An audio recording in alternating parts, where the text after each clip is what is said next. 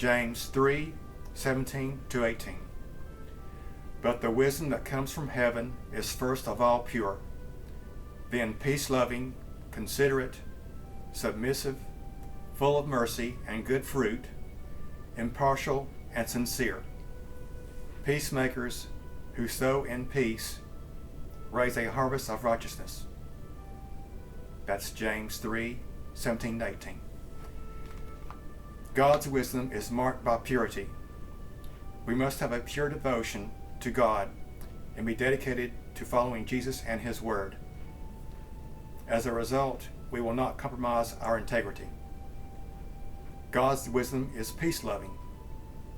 We must use God's wisdom to bring peace and order into conversations. God's wisdom is gentle at all times. A person living in God's wisdom is teachable, open to reason, able to be counseled, and not stubborn. When God's wisdom is at work, there is willingness to listen, think, pray, and obey whatever God reveals. God's Word says a lot about peace. Peacemakers work for peace. Peace is not something that exists naturally in the world. We must work for peace in order for it to be happening. Peacemakers preserve peace.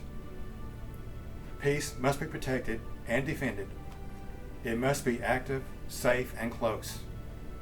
We are going to have to make every effort to preserve the peace, and we do that by living out God's wisdom in our life. Peacemakers pursue peace. We must pursue peace, and the way we pursue it is through God's wisdom. Live at peace with everyone. Peacemakers seize opportunities to sow peace. As we live out God's wisdom in life, we produce things that are pleasing God. A harvest of righteousness has grown out of our life.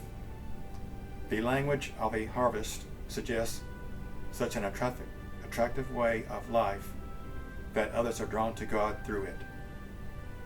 The harvest of righteousness multiplies all because we chose to live by God's wisdom rather than man's wisdom.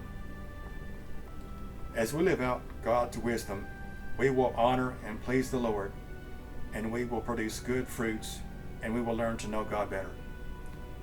In verse 2 of O Holy Night, it says, "True Son of God, yet bearing human feature, He entered earth to reverse Adam's fall." God's wisdom was truly shown on this holy night with the birth of Jesus.